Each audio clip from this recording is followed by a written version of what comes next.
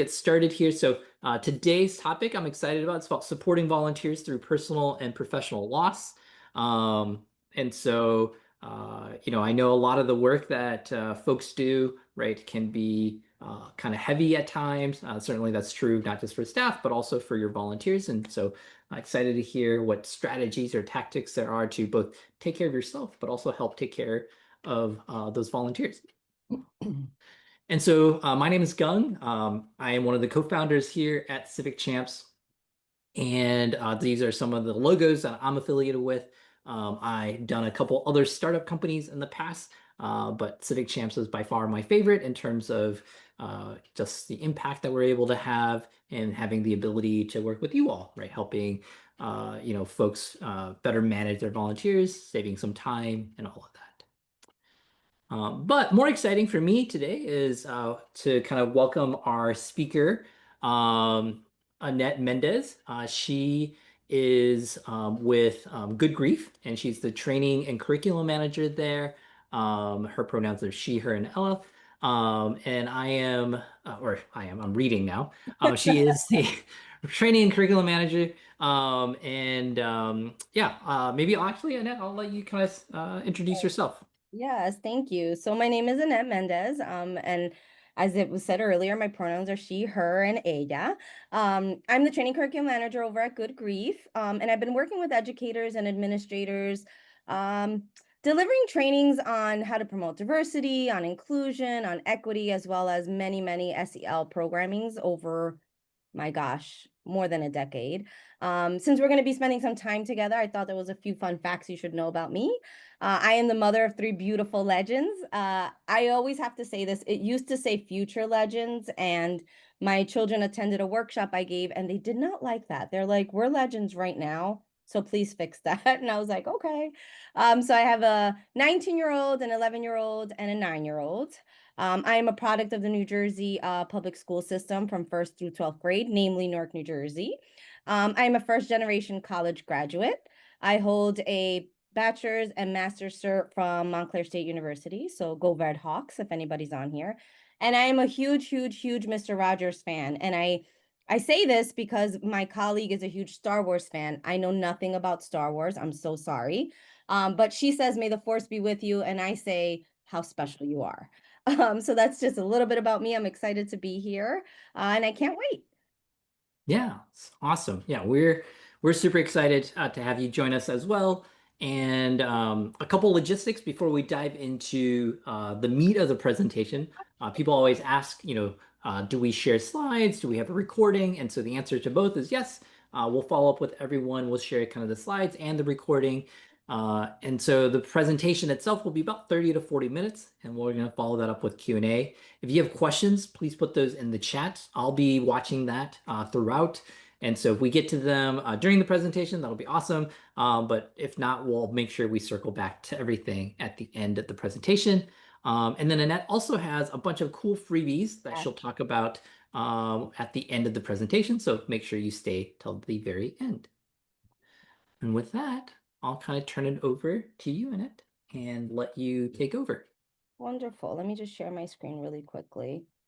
Although, we always meet prior and we make sure everything works. Right when you get onto it, you're like, where did my share button go? So let me No. just share this with you all and make sure I put it into full screen. It's over. Loading, looking good. All right. Can everyone see that? Is it full screen for you all?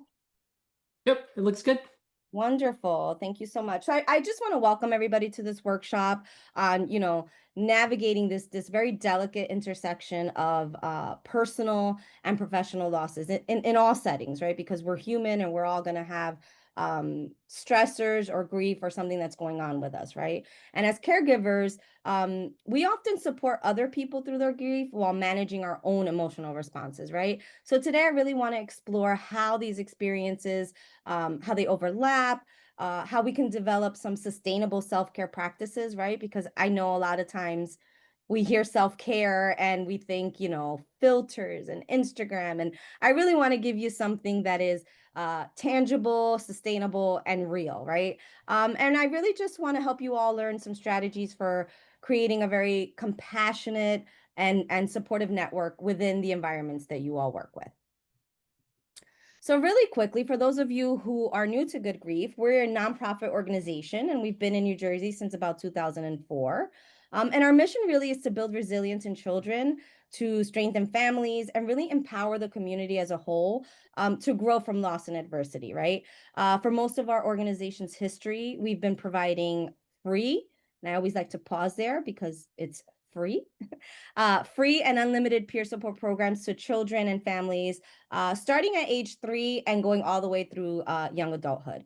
In more recent years, our work has really been growing through education and through advocacy, and we're able to provide trainings, curriculum, and resources to schools, the funeral industry, workplaces, and really any space that is available to empower professionals, to empower parents, and the broader community to support the needs of children who are facing adversity. So I always like to start my workshops with some group agreements, right? We're going to have some confidentiality. Maybe someone here is going to share something that's very near and dear to them. We ask that you respect that, right? Allow everyone some space to share. Please listen. There's an acronym we use at Good Grief, and it's called WAIT. Why am I talking? Right? To just give yourself a minute. You don't have to participate in any of the things that I'm saying. We do have an I pass rule, and I always honor silence. It's not, I'm not going to shame you or coerce you or force you to participate in anything at all. Um, I just always like to bring that up for everyone. So our learning goals for today are really to deliver you all some actionable strategies for self-care and stress reduction and how to really foster a culture of peer support and collective resilience, right? Grief doesn't confine itself to our personal lives, right? It permeates everywhere, and our professional lives as well, right? So I really want to explore how our personal losses show up in professional spaces and how we can support ourselves with care and how we can learn and lean on each other without burning each other out, right? Our focus really is on sustainability, not perfection. I'm a huge fan of small steps, of ongoing reflection, and really mutual respect and care for one another's. So before we begin our work together, I'd like to invite you all in the chat to join me in a little ritual that's called carrying and catching, right? At Good Grief, we are very, very big on rituals. They're a way of beginning our time together. We're all coming from somewhere. We're all going to go somewhere after we're done. So rituals for us are really a way to get everyone centered in this moment and focused on this topic specifically, right? Really, I like to consider rituals as an opportunity to just pause and gently ask ourselves, what are we doing? What's going on here? What do I hope to get from today? So, two questions I want you guys to think about is what am I carrying today, right? Carrying might be feeling a memory, something unspoken that you've been holding on to lately, right? And what do I hope to catch today? When we're talking about catching, it could be maybe hope, maybe to receive comfort, maybe clarity, maybe a sense of community, or just a moment to breathe, right? So you're welcome to share a word or a phrase, or you can reflect silently. There's no pressure to be profound either. This is just about presence and truth. So I invite you all to take a quick collective breath with me. Let's go in through our nose and hold it and just let it go. And when you're ready, you can either type it in the chat, or if you prefer to pass, that's fine. You could be reflective, whatever's most comfortable for you. So again, I'm just going to repeat that. Today I'm carrying, and it's a word or phrase that you are carrying with you today. And I hope to catch a word or phrase for what you wish to receive today. And I'll just give you guys a couple of seconds to type that into the chat. And I want to see too. Oh, catch resilience. I love that. Oh, some stress about planning. Yes. And catch fulfillment. I'm with you.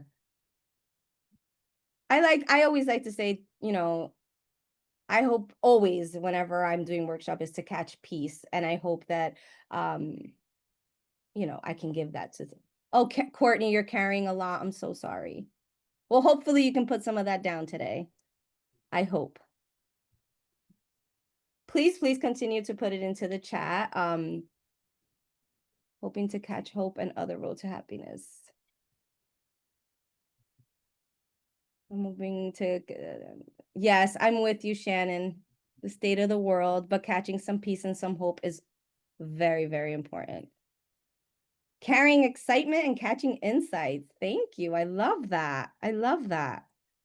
As we continue, and if you think of any other, please continue typing it into the chat. I appreciate you all. I really hope that this ritual specifically, holds a soft container for the tender work that we all do daily, right? And for the workshop ahead. So you've probably heard this saying many, many, many times, right? You can't pour from an empty cup. And I think we've said it so often that when we try to say it to someone when it's related to this concept of self-care, they kind of like roll their eyes at us like, yeah, I can't pour from an empty cup, whatever. I have work to do, I have stress, I have some things to do, right? But it is so incredibly critical for us to be present for other people in our jobs, right? And we can't do that if we're not being first present with ourselves, right? Um, Grief and stress doesn't just make us sad. It impacts everything, our memory, our concentration, our sleep, our immunity. I don't know if you're anything like me, but I feel everything in my stomach, so it affects my digestion, right? It might show up as irritability. It might show up as zoning out, right? And these reactions, they're not weaknesses, right? They're signals, they're warning bells, right? And when we begin to name them, then we can respond with care rather than criticism, right? I'm huge on naming it to tame it, right? And I'm not talking again about this glossy, inner Instagram, let's say Instagram, that's, I'm aging myself. This glossy Instagram reality of self-care, right? That it tells you that self-care is something that you have to purchase or something that you have to make, or you have to do a bubble bath, or you have to get a bath bomb, right? If bubble bath and bath bombs are your jam, right? Then self-care away, right? But maybe it's something else for the rest of us, right? What we're trying to do is really avoid that toxic positivity that folks kind of give us to attempt to lighten or neglect the more powerful and painful realities of just being human, right? And when I talk about grief, it doesn't just have to be the death of someone, right? Grief comes in so many different forms. From working with children, I know that grief for them could be, the end of a friendship. That's a big deal for our kids in middle school and high school, the end of a relationship. I know that when I was in middle school, you couldn't tell me anything about the love of my life, whose name I can't remember, right? But it was in 8th grade, and that was who I was going to be with forever. And I was grieving, and I was so sad, and I was so upset. And it sounds silly now looking back, but these little humans, high school, middle school, what have you, it's really big for them, right? So when I'm talking about self-care from grief and stress, I'm not just talking about the death of a person. I just want to make sure you guys understand that. So when we're talking about the foundations of self-care, right? We're looking for something to connect us. We're looking for some emotional regulation, right? Why self-care? Why? We know that building resilience during grief requires intentional attention to each level of self-care that you see on your screen, right? The purpose and meaning, right? You want to reconnect with your caregiving why. Why did I get into this work? Why am I doing this, right? Because sometimes grief and stress can cloud our perspectives, and we're like, nope, that's it, I'm done. I don't want to do this anymore.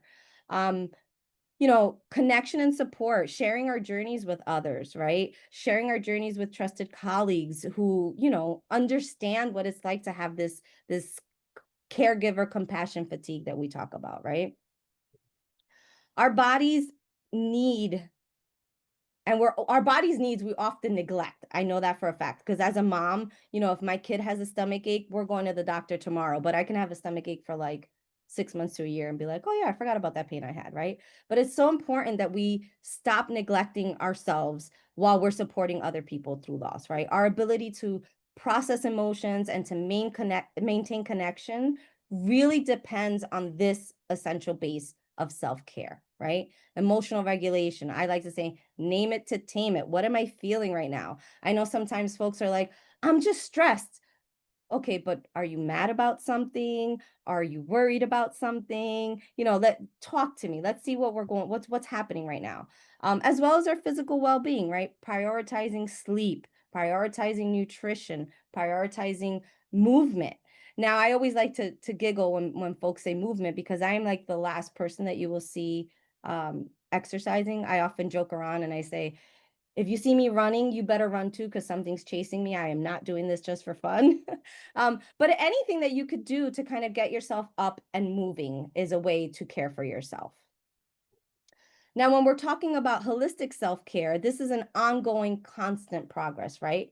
We know that stress and grief manifest in various ways and that it can affect our emotions, right? Because it can also affect us in the way that we talk to other people, in the way that we listen to what other people are saying, right? I know there's times where, again, as a mom, I'm like up to here with something with work and my kid asks me for a snack and I'm like, oh my God, you just ate 5 minutes ago. And I'm like, whoa, like I really just snapped at this kid who is depending on me for food and water, and he has no idea that I'm like stressed to the max, right? That's why it's so incredibly important for us to kind of check in with ourselves, check in with the changes in our behavior, check in with our volunteers changes in their behaviors as well, because this is heavy work.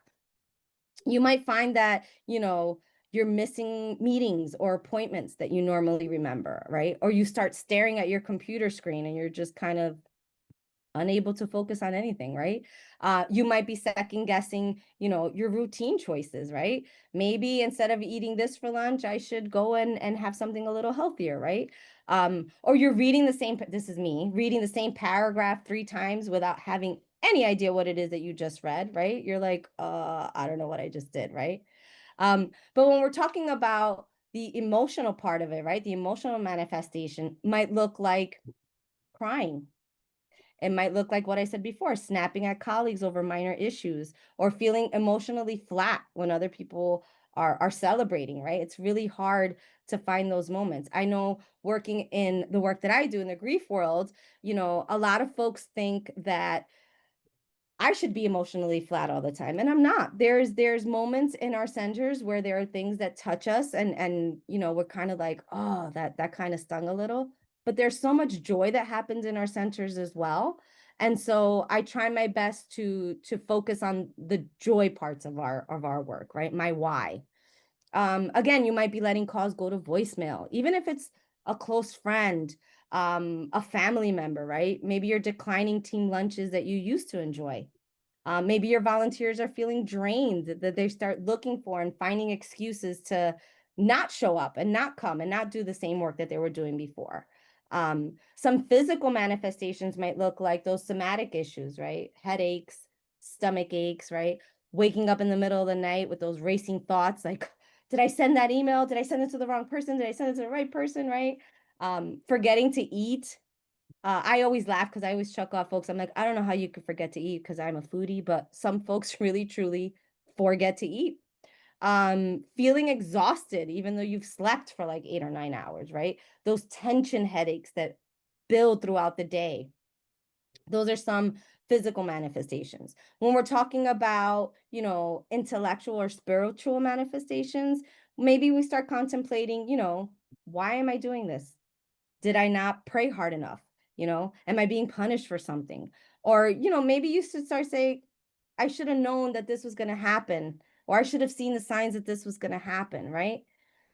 We can also utilize these manifestations as, the 4 aspects of our humanity, right? And offer ourselves holistic approaches to our manifestations, right? So I'm going to ask us again to brainstorm and just put into the chat, what are some things that you do for yourself emotionally, physically, uh, behaviorally, intellectually, even spiritually? What are some things that you do that help you kind of care for yourself in this holistic way?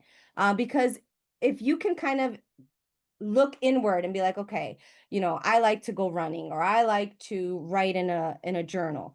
You can carry that over with your volunteers, and you can actually have a moment, when you are all together, like, let's take a collective breath together. Let's, all clap for each other together, right? Let's all catch and carry something positive for today. So if you could just put into the chat, what are some, some things that you do that kind of help you with your self-care. And again, I want to look at these. Connecting with others and getting outside in nature. Yeah, grounding is really cool. I've just learned about that recently. Hiking, hanging out with my nephews. I love getting tattoos. Me too. Me too. I was actually talking about that yesterday. Read the Bible, pray, meditate. Yes, take the dog for a walk. Yoga, tennis. There was once a time, yes, tattoos are like therapy. I agree wholeheartedly.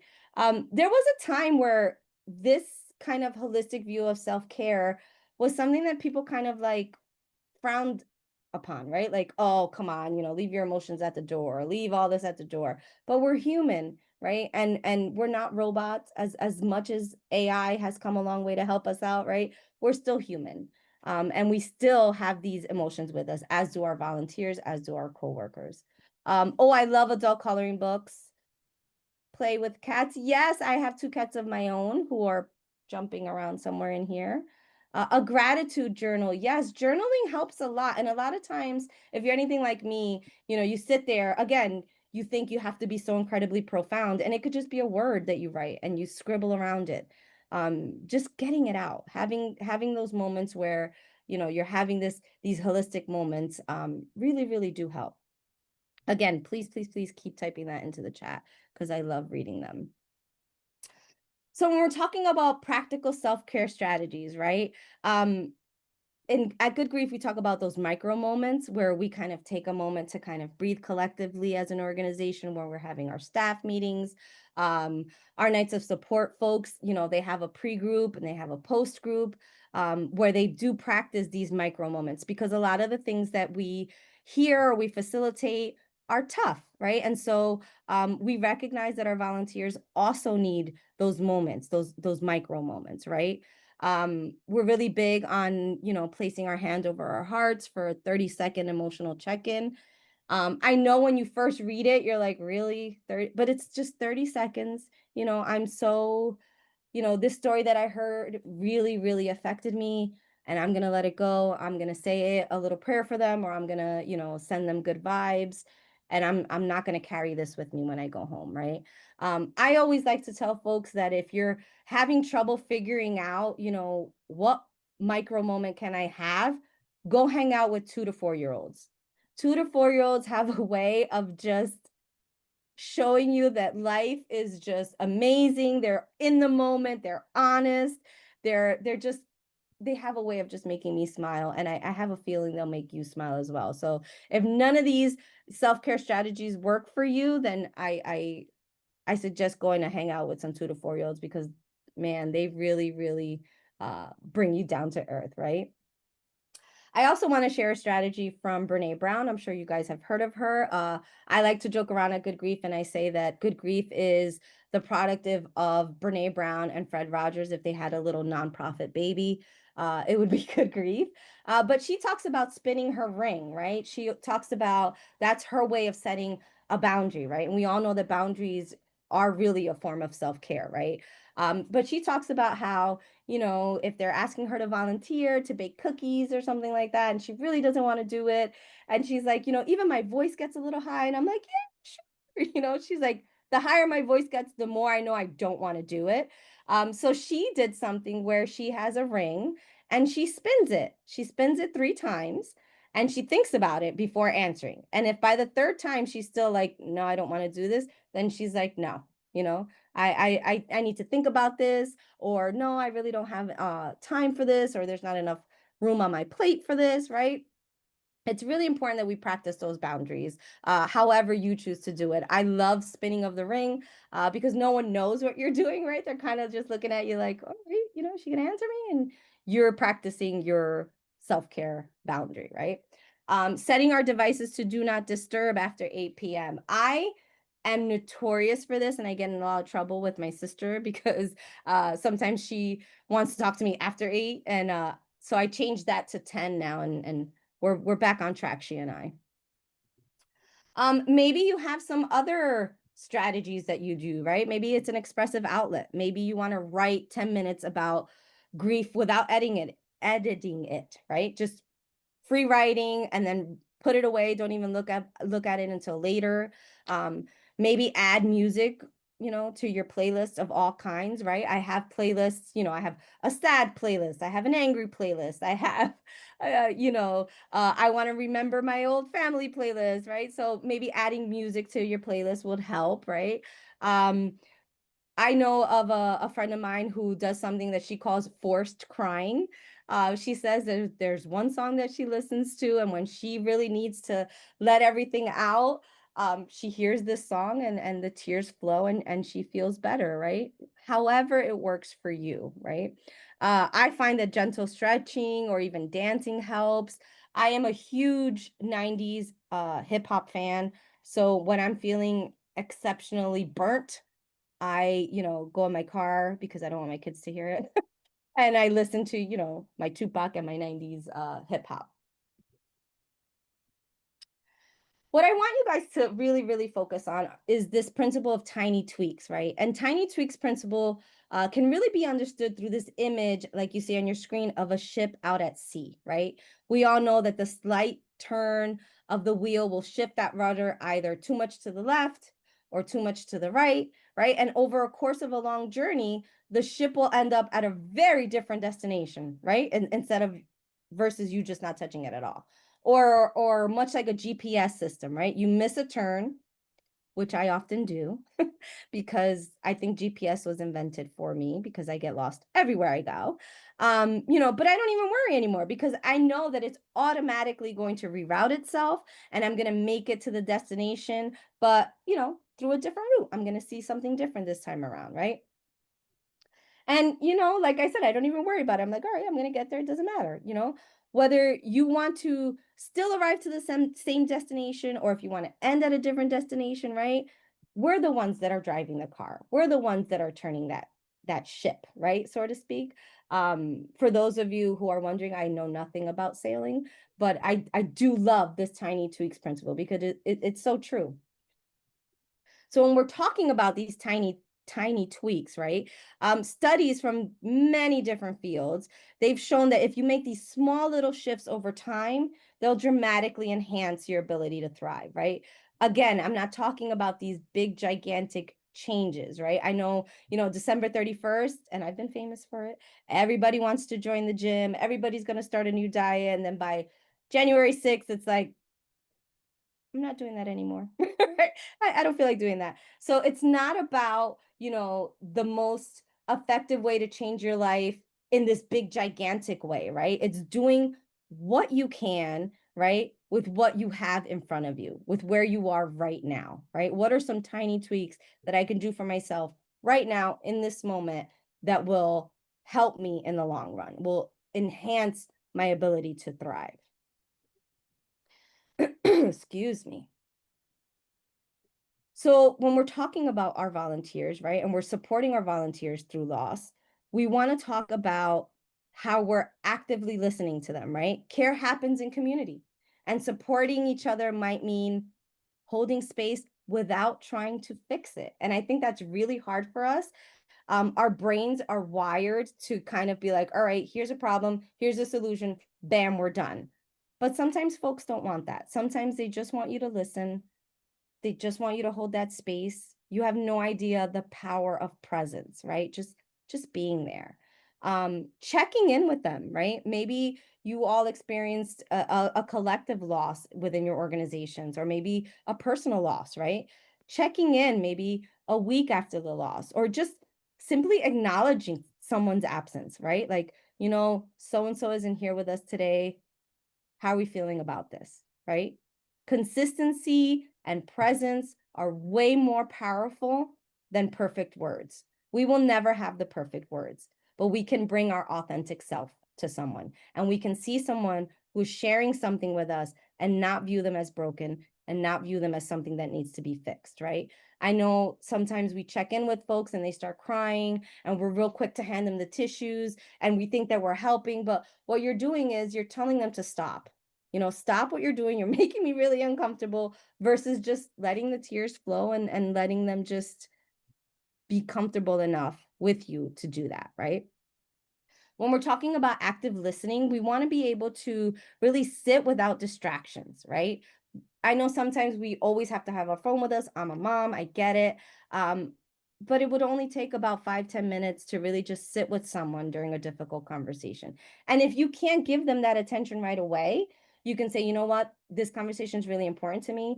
I can't give it everything right now. Let's set a time for us to sit with each other, right?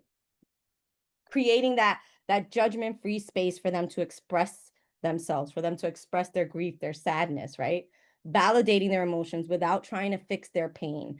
I've learned that all too well through teaching and through being a parent of teenagers.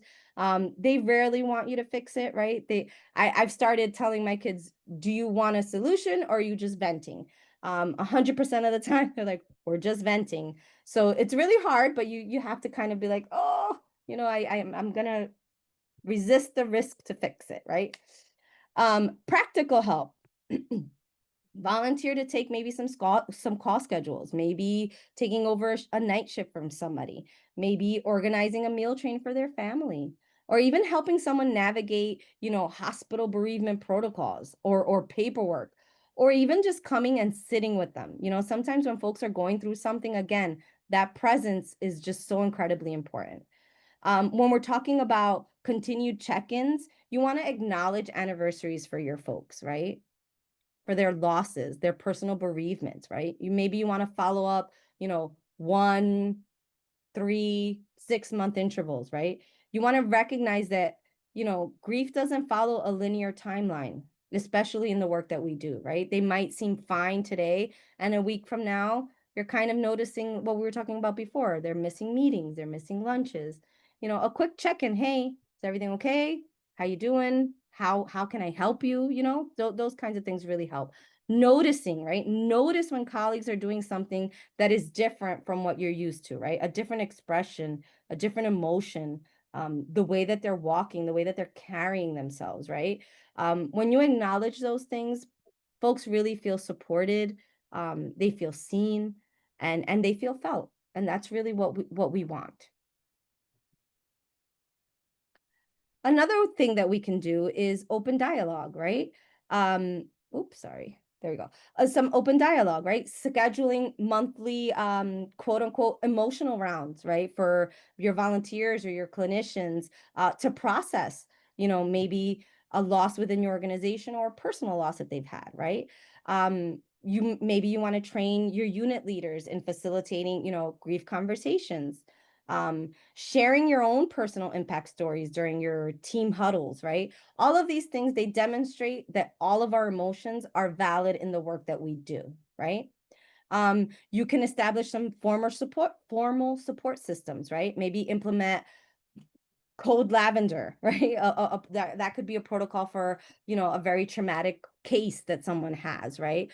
Connecting with staff, connecting with different folks around your organization, right? Within, I'd say maybe a day of the significant loss, right? Maybe you want to establish a unit-based peer support or peer responders, right? Maybe you want to have them trained in psychological first aid, right? All of these things help support your volunteers, right?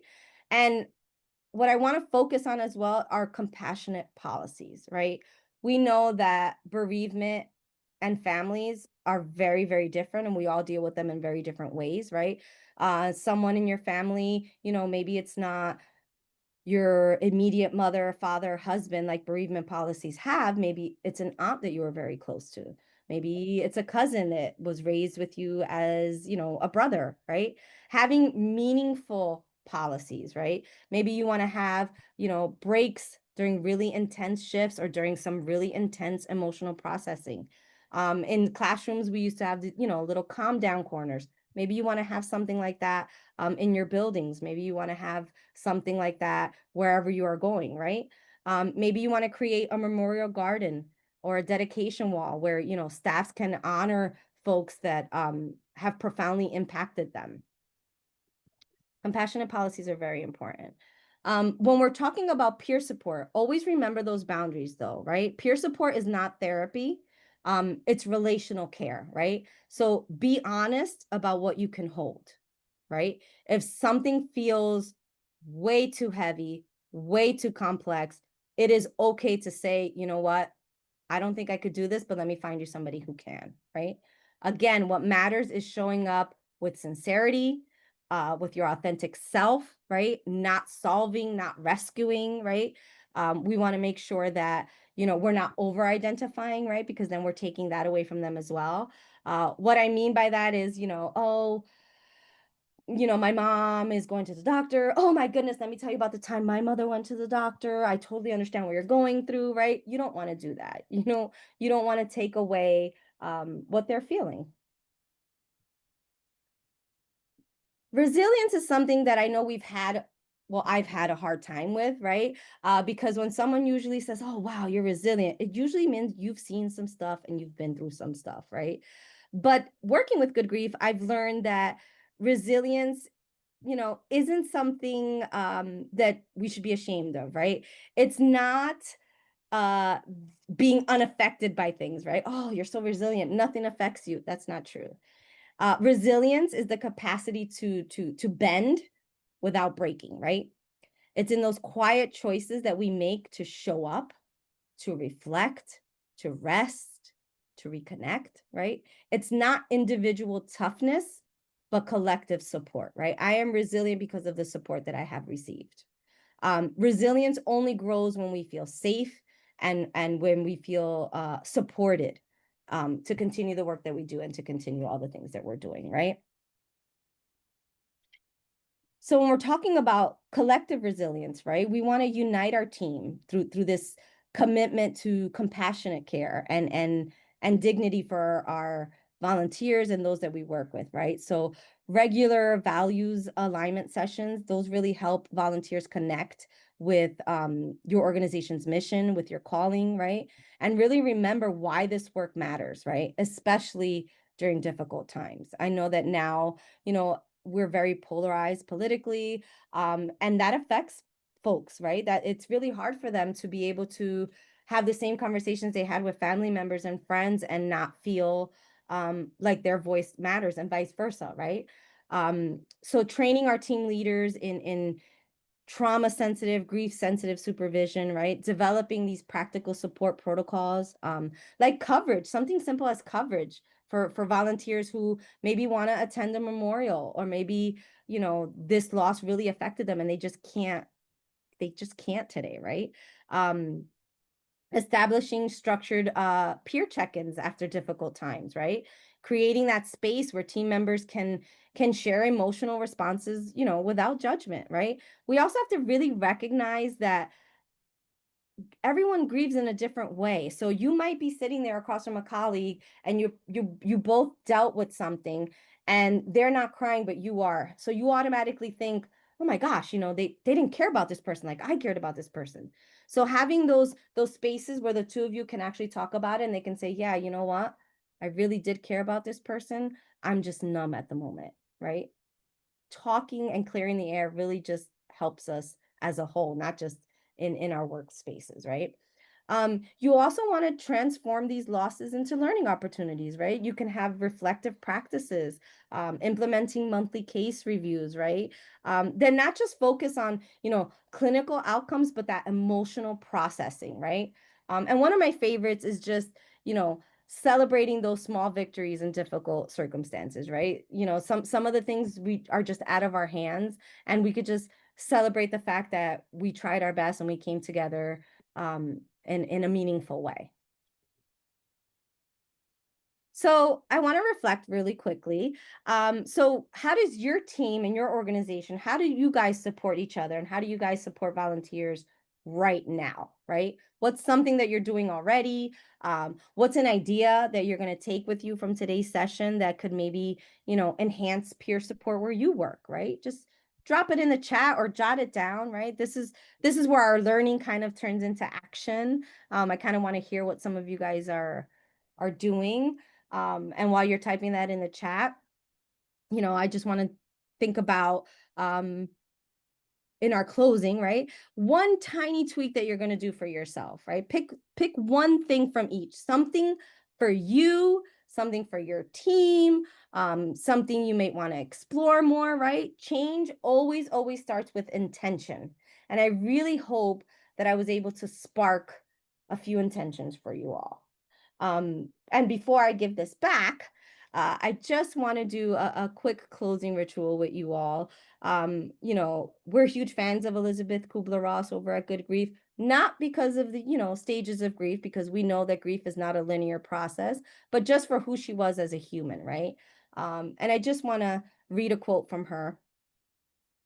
The most beautiful people we have known are those who have known defeat, known suffering, known struggle, known loss, and have found their way out of the depths.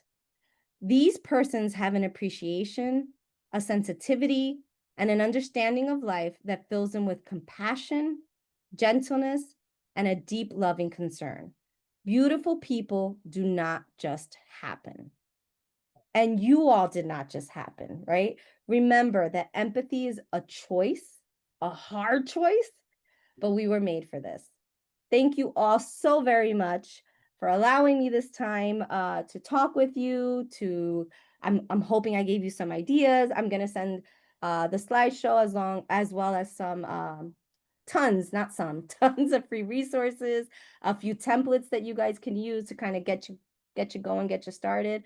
But yeah, I do hope that something was sparked with you all today. So I'm gonna stop sharing my screen really quickly so I can see. There we go. And I can read the chat. Oh, I love monthly acknowledgement jar. At the end of the year, I'll raffle off a massage or a facial. Oh, I love that. Hug someone or a tree. Yes. I second the journal and getting outside. Yes.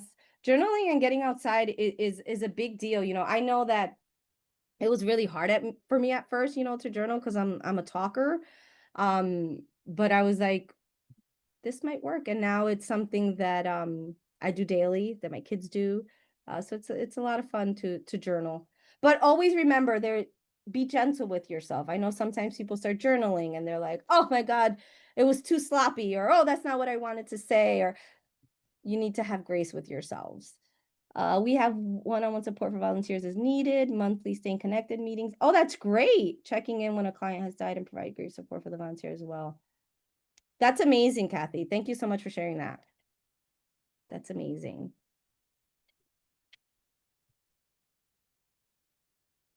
Please keep typing in the chat. I love reading these. These are awesome.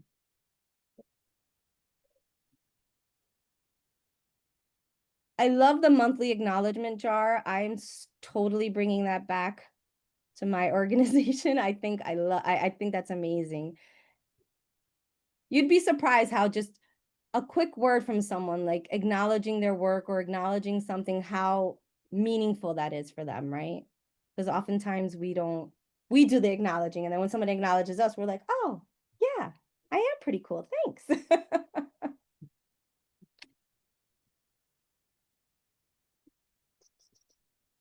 Awesome. Well, as folks are continuing to think about ideas, or if you have questions, right, continue to put those in chat as you're kind of noodling and kind of thinking about the topic. And Kathy, yes, you can share this recording with others. It'll be posted on our website as well. We actually do a little bit of a blog post afterwards Oh, wonderful. to kind of synthesize everything. We use AI for that. But with somebody actually reading through to make sure the AI wasn't hallucinating, Look, right? AI is amazing. I tease my son who's in his second year of college now, where when I see him, like, he inputs something into his AI, I don't even know what it's called. And I always laugh because I'm like, man, do you even know what a card catalog is? Like, do you remember Yeah. opening those drawers. And he's looking at me like, yeah, but I'm like, man, I went to school and it was really hard. That's right. Yeah. I'm not even sure that yeah, libraries use card catalogs anymore. I don't think so. Yeah, I don't think so. So, I don't think and real quick, before we wrap, or as we come back to questions, some of you might not actually know what Civic Chats does. And so we're a volunteer management software platform, and so we help volunteer managers like yourselves with recruiting, onboarding, scheduling, engaging, retaining, and reporting on your volunteers. We are voted best value and best ease of use from Capterra in terms of volunteer management software. And just to give you a kind of a small taste, right? This is our mobile app. We have all sorts of platforms, kiosks, things like that, but we try to make it really easy for people to do the basic things like checking in. And so, for example, on the mobile app, it just takes 2 taps to check in because we use geofencing and locations to help out.